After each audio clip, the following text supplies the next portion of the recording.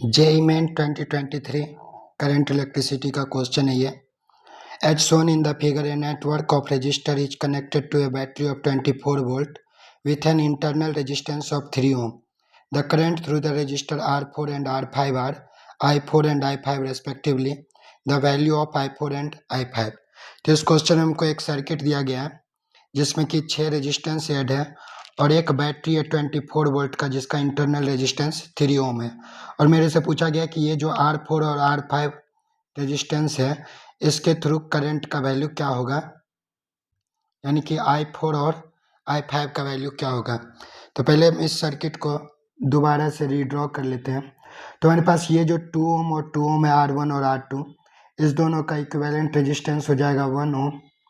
उसके साथ R3 लगा हुआ हमारे पास 2 ओम का।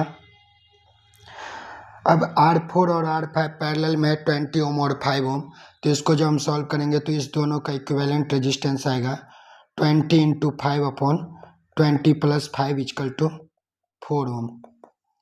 तो ये 4 ओम का है नेक्स्ट रेजिस्टेंस हमारे पास। इसके साथ R6 लगा हुआ है 2 ओम और सेल का इंटरनल रेजिस्टेंस 3 ओम। तो इस सर्किट का टोटल इक्विवेलेंट रेजिस्टेंस आ जाएगा हमारे पास 1 + 2 + 4 + 2 + 3 = 12 ओम।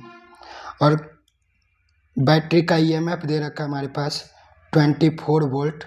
तो जो बैटरी से करंट फ्लो करेगा वो फ्लो करेगा V/R से 24/12 = 2 ओम 2 एम्पियर। तो 2 एम्पियर का करंट इस बैटरी से फ्लो करेगा और यही करंट R4 और R5 में डिस्ट्रीब्यूट हो जाएगा। तो अगर हम R4 और R5 को देखें तो ये दोनों पैरेलल में है, तो इस दोनों के लिए पोटेंशियल डिफरेंस तो कांस्टेंट रहने वाला है। तो जो करंट होगा वो इन्वर्सली प्रोपोर्शनल हो जाएगा रेजिस्टेंस के। तो जब हम I4 के लिए सॉल्व करेंगे तो I4 के लिए हम जब करंट को डिवाइड करेंगे तो हमारे पास टोटल करंट है 2 एम्पियर, टोटल रेजिस्टेंस है 20 + 5 तो 25, और हमको I4 का करंट निकालना है तो हम इसको I5 के रेजिस्टेंस से मल्टीप्लाई करेंगे × 5। तो ये हमारे पास आ जाएगा 2/5 एम्पियर। उसी तरह जब हम I5 के लिए सॉल्व करेंगे तो हमारे पास टोटल करंट है 2 एम्पियर, टोटल रेजिस्टेंस 25, और I5 को सॉल्व करने के लिए हम I4 के रेजिस्टेंस से मल्टीप्लाई करेंगे तो ये हमारे पास वैल्यू आ जाएगा 8/5 एम्पियर। तो हमारा 4th ऑप्शन करेक्ट हो जाएगा।